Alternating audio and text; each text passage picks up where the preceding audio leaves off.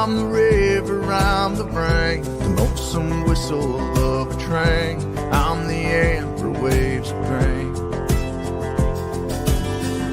I'm the highway, I'm the farm, fertile fields and boulevards, the hand that rests over your heart. Oh, I'm the echo of the bell that's ringing. Oh, I'm the freedom in the song we're singing. I'm the seed that's in the dust. I'm the prayer in God we trust. A place to dream for all of us. I'm America.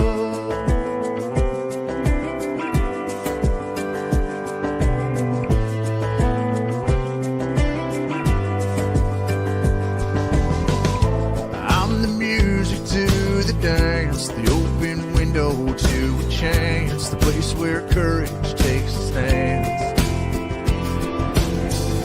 All the colors that you see, the lights from 30,000 feet. Yeah, I'm the roar of victory. Oh, I'm the echo of the bell that's ringing. Oh, I'm the freedom in the song we're singing. I'm the seed that's in the dust. I'm the prayer in God we trust. A place to dream for all of us. I'm America. I'm America.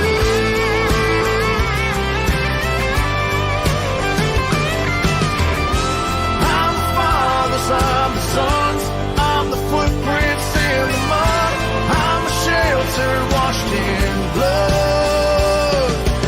Oh, oh,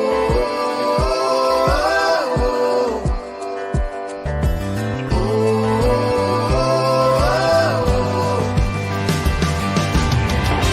I'm the seed that's in the dust. I'm the prayer in God we trust. A place to dream for all of us. I'm America. I'm America. I'm America. I'm America.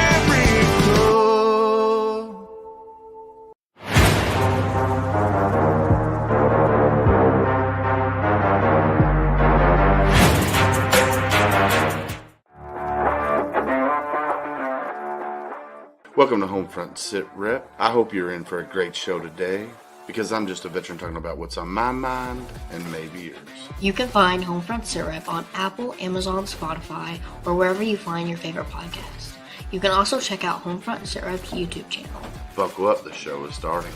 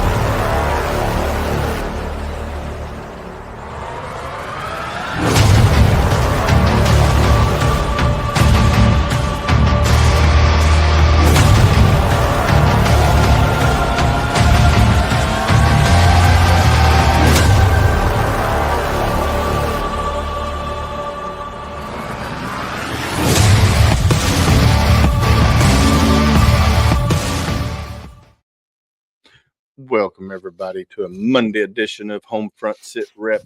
Mr. Travis, how are you, sir? I'm doing all right. How are you doing? Man, I am terrified, petrified at the present moment in time. Oh, really? Tomorrow I go into the VA hospital at 06:30 at 06:30 tomorrow morning for a procedure called a knee manipulation. So I just had my knee replacement October the 22nd. Well, my knee's not bending properly backwards.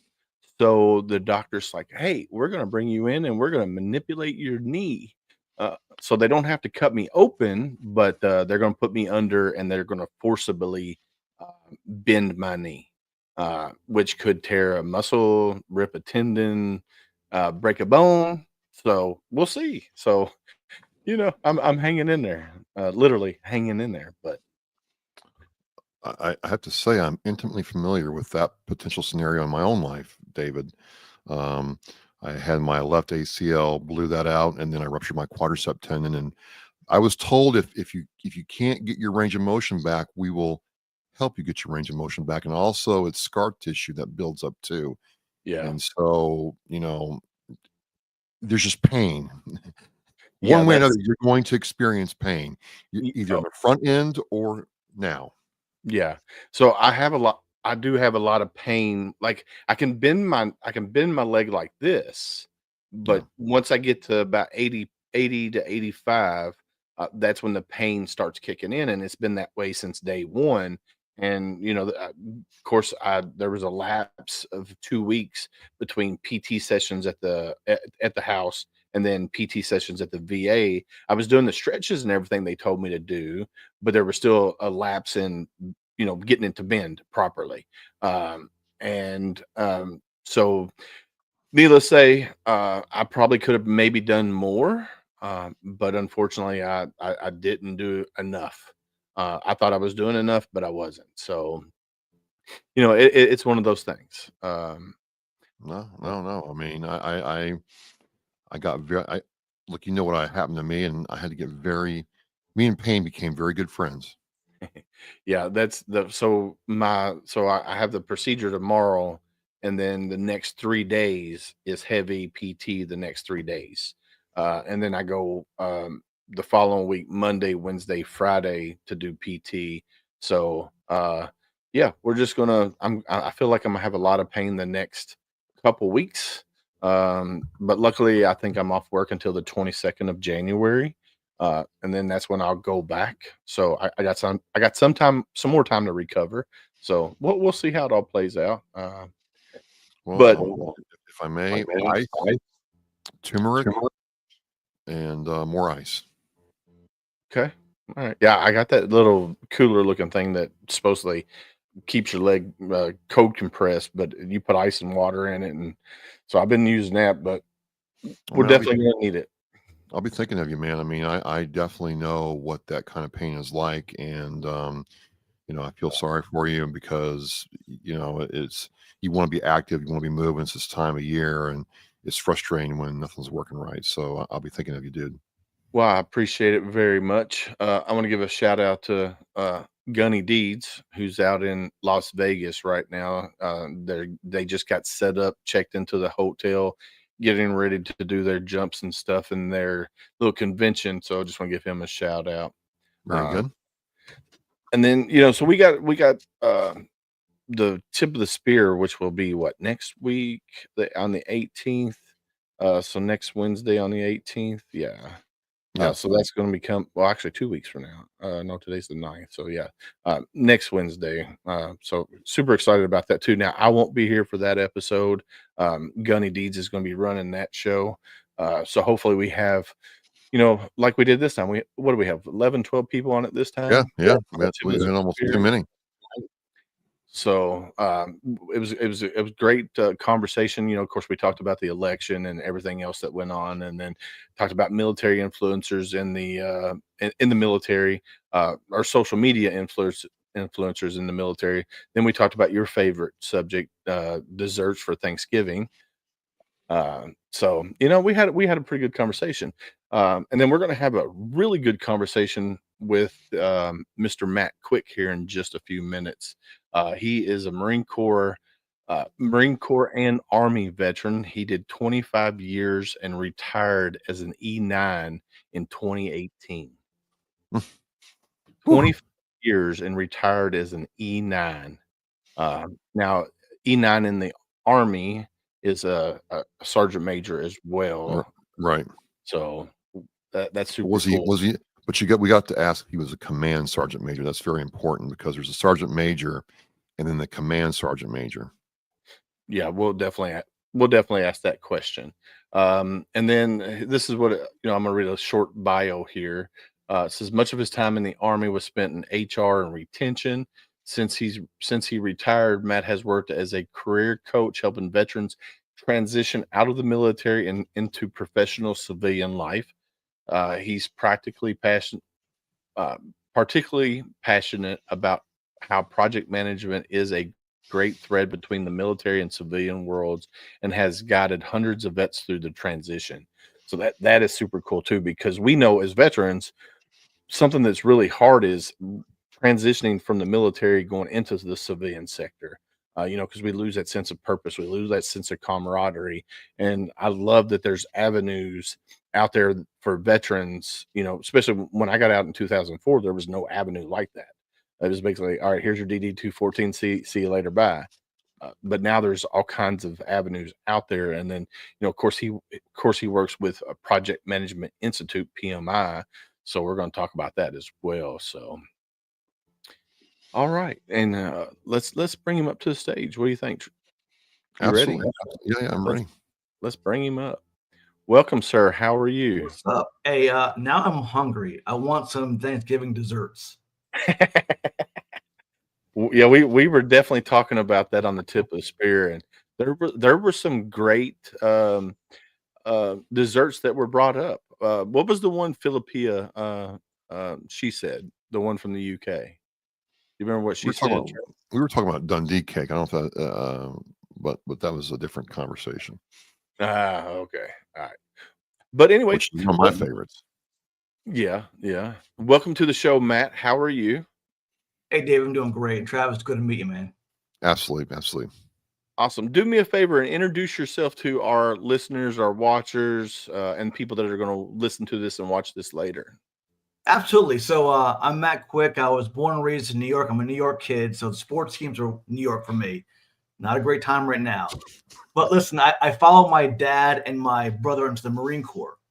I realized I needed a good start in life, So I went to the Marine Corps first, but I realized it's not really for me.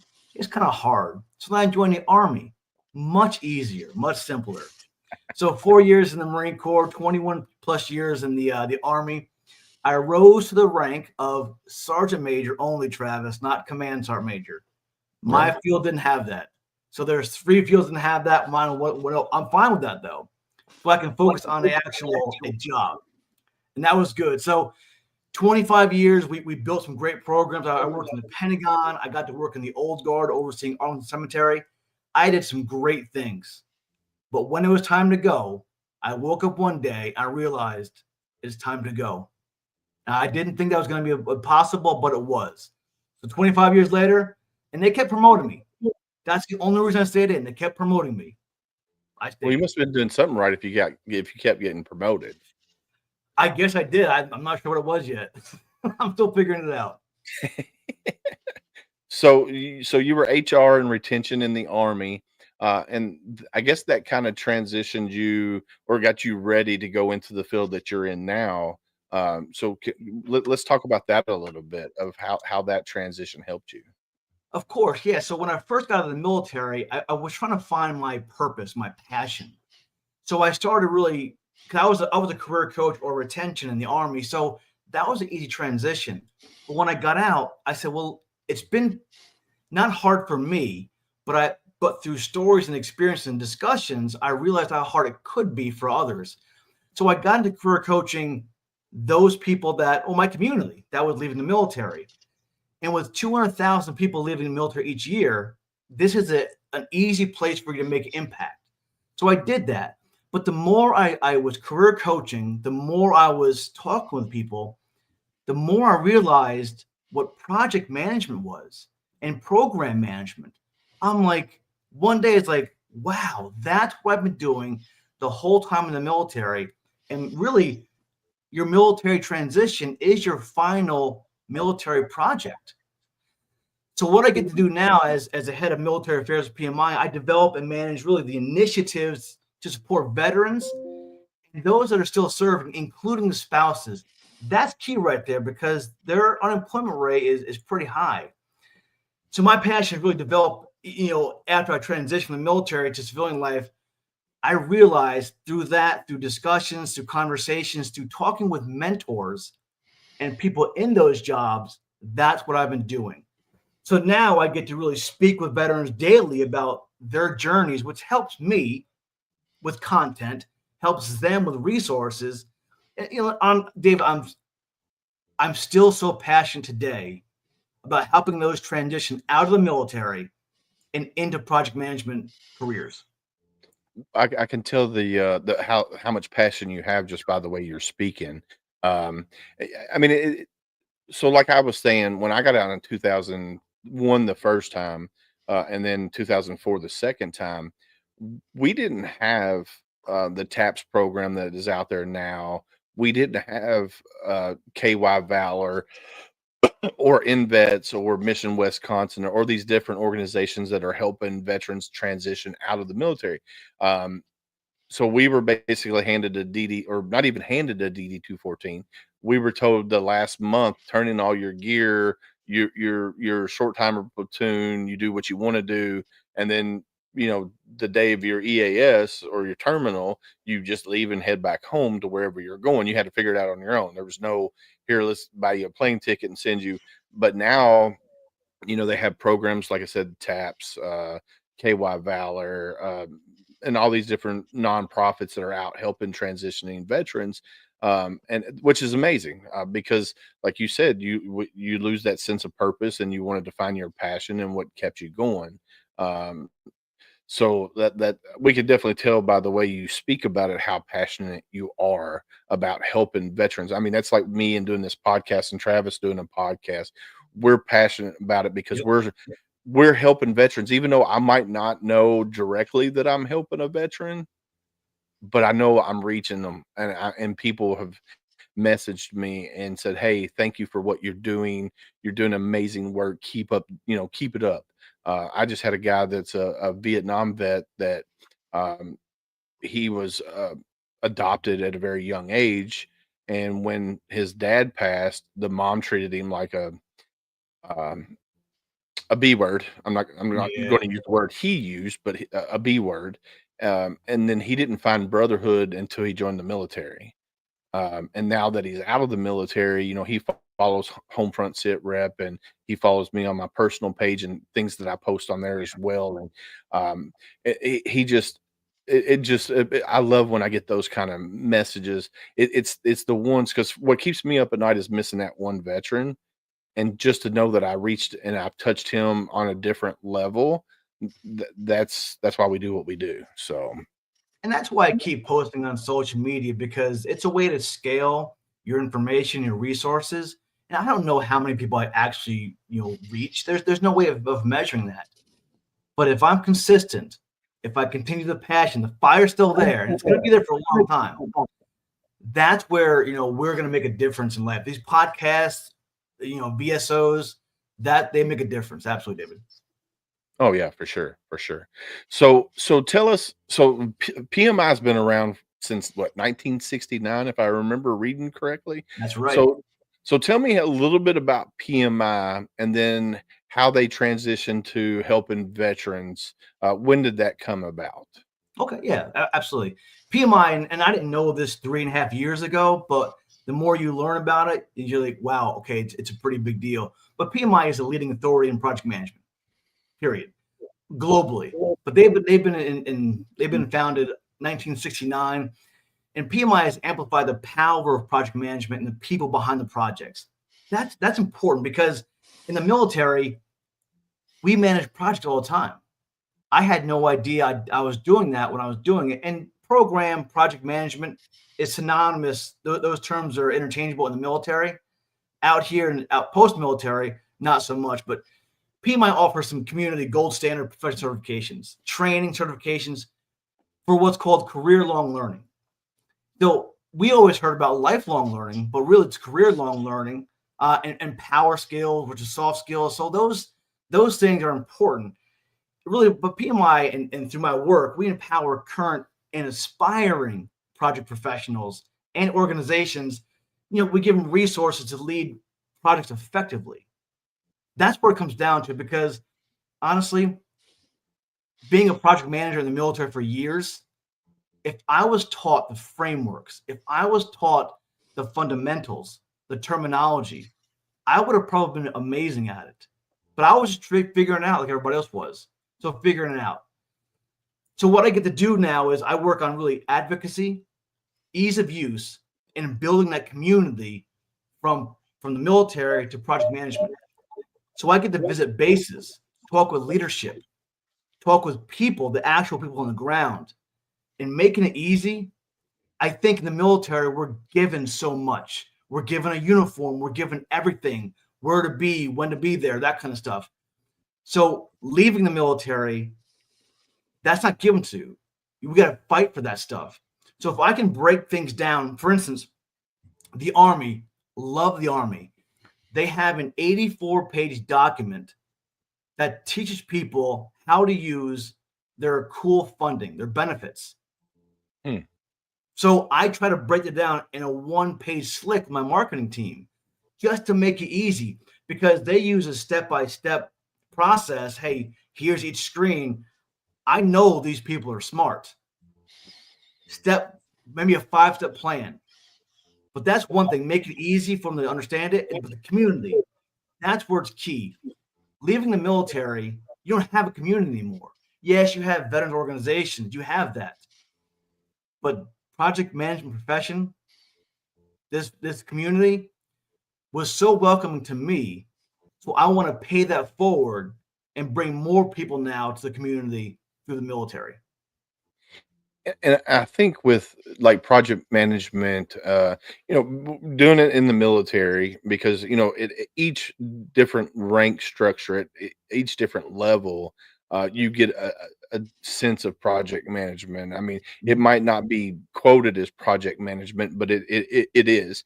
Whether you're an E4 in the Marine Corps leading a fire team, or an E5 leading a squad, or a E6 being a platoon sergeant.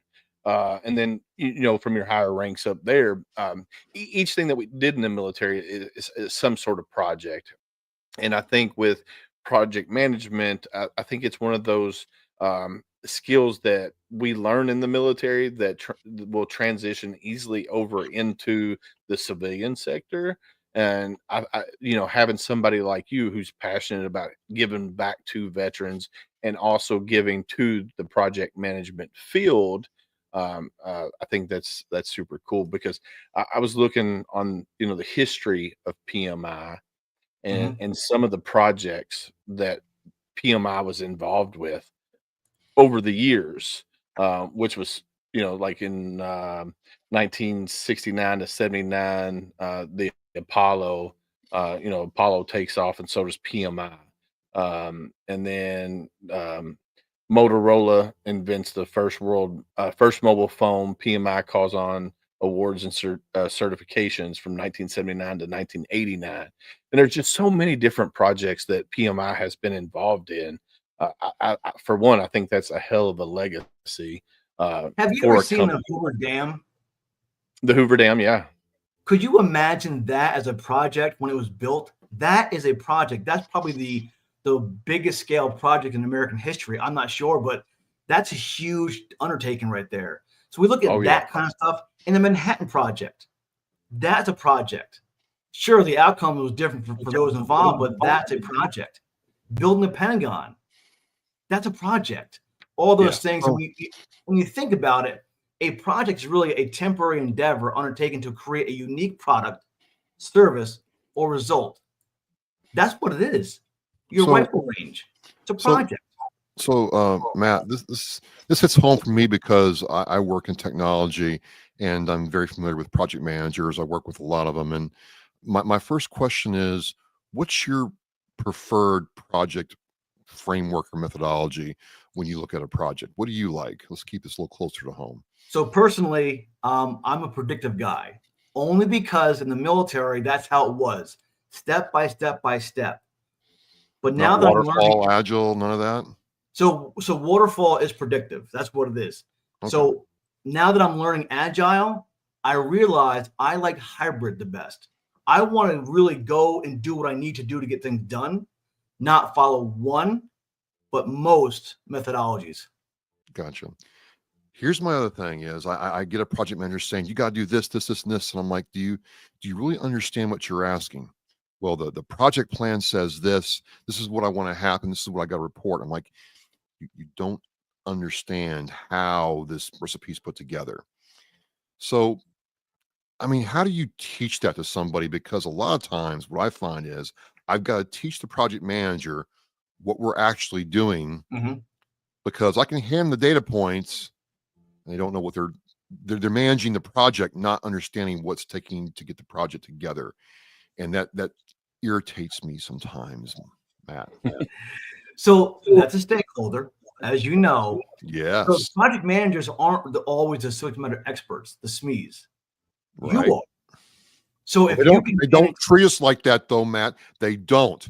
They act like they're the overlords and we're just little underlings to, give them what they want so they can look good. Travis, are you involved in your local PMI chapter? No, If not, I think we need your why passion. Why would I want to do that? Why do I want to do that? Because you become a mentor. That's why. No. Come Matt. on. No. Offline conversation later on. I'm going to talk to you about that. All right. But really, we need people that are great at their jobs to be project managers, to get involved and for sure. people. Well, it's more than just that, though. I mean, if done correctly, and I've worked with some great ones, you get an ROI in terms of FTE hours, efficiency of materials, safety, reduced risk throughout the life cycle of the project, and as a bonus, and I don't believe in love, Matt, but I do have a deep-seated affection for bonuses. You get repeatable processes that you can use over and over again, and then you can introduce automations, and that's where I just it's great. So you don't believe in love, Travis? Come on. Nope. It's a long story, different topic, different conversation. I'll come back another time. There you go. But when you approach a project, how do you take a veteran who's, we're very, to David's point, checklist, bullet point, that gray area stuff doesn't sit very well. How do you get us to kind of see the bigger picture? It really starts with foundations. Yeah. So PMI has this great free course. It's only 1 hour. Well, it's 45 minutes. It took me an hour and a half. I'm not the smartest person, right? So it took me a while. But it's a free course that teaches you the foundation of both predictive, waterfall, and agile. But if they learn that foundation, that's a skill, if they like it, I'm not saying they fall in love with it because you don't believe in love, but if they fall in something with it, then they can go through a training course to, let's say, get their CAPM, which is Certified Associate in Project Management. That right there is how you build off. You get the methodologies down, you get the terminology down, you train your people, you build experience. Then you go after your PMP, which is the gold standard. Yeah. I think we're foot stomped so much in the military that these courses don't foot stomp anymore. So we have to learn this normally, sometimes on our own, but learn those things, learn those techniques and methodologies. Once it's like going to another country. Learn the language. If I'm going to another country, I want to know how to say bathroom. That's key for me, right? For many people, learn a language you're getting into. That's how you're going to succeed. But we've already, as military service members and veterans, learned one language. So how do you, looking at you and hearing what David's saying, you're taking me, the veteran, and making me encourage me to learn a new language. How do you start making that click in that person's mind when you're coaching them through the process? Because you're right. If you can teach them the new language, they can apply what they've learned already. I make it relatable. Okay. So I break it down for them. So for instance, when I looked at my career as a military career, I put my titles down, and then I look back to really correlate it to a project career. So I saw that I was a project coordinator first, then a project manager, then I was a business analyst, then a program manager. So if I can, let's say, an infantry person, squad leader, that could be an associate project manager. I try to be relatable with them, whether it's a truck driver, a medic, infantry, whatever. I get on their level to see where they're at, make it relatable to them. That's really the only way to do it. That way you're not forcing a square peg in a round hole. So basically, you're marining it down. Barney Basically, style, you know? Hey, I'm an Air Wing Marine there, David. Just Oh, speak he's for a smart yourself. one. Speak for yourself. Speak for yourself. But it's interesting you say that. It's interesting you say that because I don't know if I was a sergeant right now, I could get my lance corporals to do it. Say, hey, we're going to project plan the beer run Mhm. for Liberty, and I bet the lance corporals would listen like right away. Or that you're the corporal or sergeant. Those little E2s and E1s in the Army would just be like, yeah, I'm buying it. I'm buying it. But what happens? You take the veteran through this. Mhm. You got to get them out into to the community, the project management community. What's the real? Because I'm familiar with PMI. Yep. My work has it. I work with a lot of PMIs who got their certification, and there's other certifications you can get. But a lot of people don't understand the value of going through and getting your certs and staying in the PMI, course tree. What's the value of that, Matt? So really, when you have 200,000 people leaving military each year, Yep. what's the one thing they want? Jobs. Yeah. They want jobs. So my job here at PMI is to make them what's called job ready. You get trained, you get certified, you gain that experience. We connect you with the community, those local chapters that really have the connections locally with jobs and networks. But honestly, by PMI's research, we need 2.3 million people to get in the project profession by 2030. There's enough jobs to go around. The problem is we're seeing a lot of military folks steer towards operations. You have to set the operation up. That's a project. So really, I want to tell them that there's a community outside the military, the project profession. There's jobs out here. And before there's jobs, Travis, you know this. Project management is a skill first and foremost. And then if you fall in love, or whatever word you want to use, then it can become a career, a lucrative career. And it has been for a few. I've got a great friend down in Tampa. He was Chris Teodoro, ex-Army Special Forces guy turned project and program manager. This guy mentors me, and he gets a lot of his time to host PMP exam study groups, application workshops.